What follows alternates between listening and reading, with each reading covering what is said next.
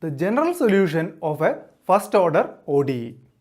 In this session, we are going to learn about the general solution of a first order first degree ODE. The solution of a differential equation is the function which satisfies the differential equation. Consider the equation dy by dx is equal to 2x. That is, we have a function y of x whose derivative is 2x.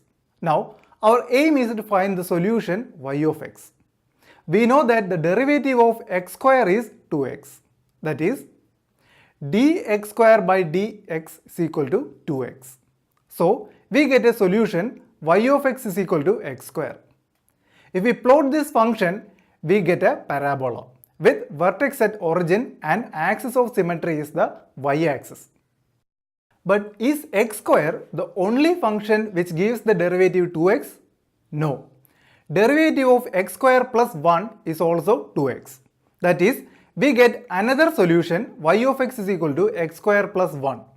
The graph of this function is a parabola with vertex at 0, 1. Or if we consider the function y of x is equal to x square plus 2, it is also a solution to the differential equation.